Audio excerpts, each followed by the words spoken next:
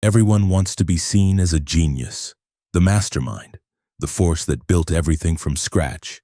And we romanticize that image of someone rising from nothing, pulling miracles out of thin air, solving impossible problems alone. But here's the uncomfortable truth. The true power players in history, the ones who shaped empires and rewrote the rules, rarely did it alone. They just made you believe they did. Power doesn't always come from labor, it often comes from perception.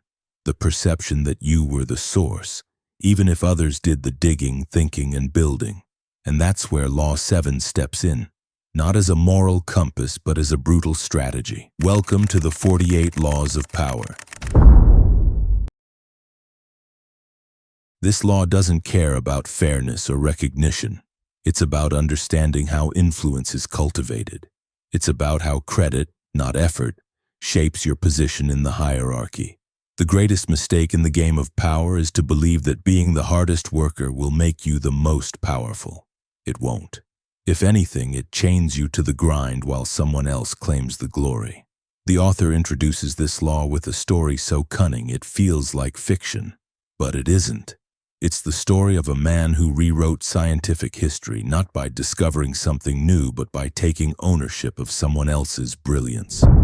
In the early 1600s, a man named Galileo Galilei became famous across Europe. He stunned the world with a strange new instrument, a telescope that could reveal the moon's craters, Jupiter's moons, and the vast stars beyond what any naked eye had ever seen. It was revolutionary. But here's what history often glosses over. Galileo didn't invent the telescope. A Dutchman named Hans Lippershey had already created a version of it. In fact, many others had been toying with the same idea. But Galileo did something different. He took that design, improved it slightly, then raced ahead, publishing books, naming celestial bodies, and even securing his position as the official court philosopher to the Medici family. He took the invention further. Yes, but more importantly, he took the credit. He understood this simple truth. Being first is not as important as being recognized. Galileo wasn't stealing blindly. He was shaping a perception. He aligned his name with the breakthrough so powerfully that we no longer remember the origin, only the illusion of origin. He embedded himself in history as the father of modern science. That's the art of this law. Let others bleed for discovery. Let them sweat in the background. Then step in, frame the story, and make it yours. History rewards storytellers, not laborers. But Galileo's tale isn't an outlier. It's a pattern. When we think of Thomas Edison, we think of a man glowing with genius, the creator of the light bulb, the phonograph, and even the motion picture camera. But few people know that Edison's real invention wasn't the light bulb. It was his method of organized appropriation. Edison had a laboratory with dozens of brilliant engineers and scientists working under him. These were not assistants. These were minds as bright as the inventions they were crafting. Yet whenever a new discovery emerged from that lab, whose name was etched in history, Edison's, he created a system where all roads led to his signature. Even when Nikola Tesla briefly worked for him, creating efficient designs and fixing major problems, Edison buried the contributions and branded the outcomes as his own. Tesla was brilliant, but Edison was strategic. He had grasped a brutal truth. Society doesn't care about the architect behind the curtain. It crowns the one who takes the stage. Edison understood that fame is a narrative and narratives need a face. He became that face, and in doing so, he built a personal empire on the backs of quiet brilliance. You might feel a moral discomfort here. Isn't this theft? Isn't this unfair? But the 48 Laws of Power doesn't concern itself with fairness. It reveals reality. And the reality is, power lies not in doing the work, but in shaping the perception of who did it. It's not just about making others work for you, it's about making them want to.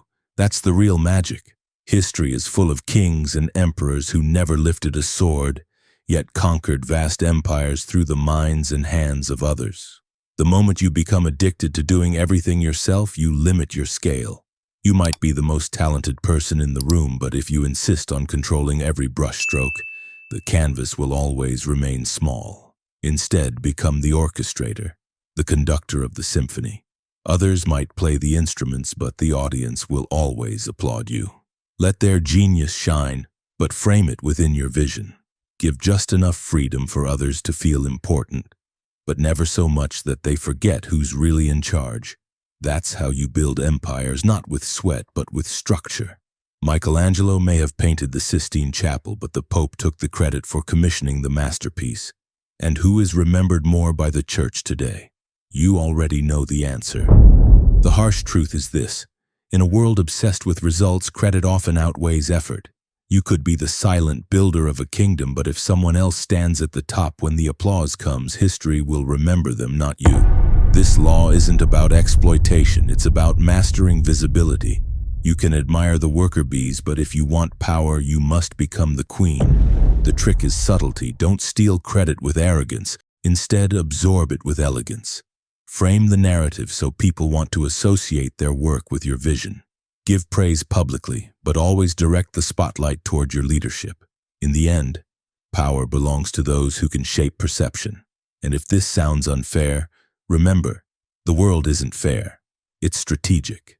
Either you learn to control the flow of credit, or you'll spend your life doing the work while someone else writes the legacy.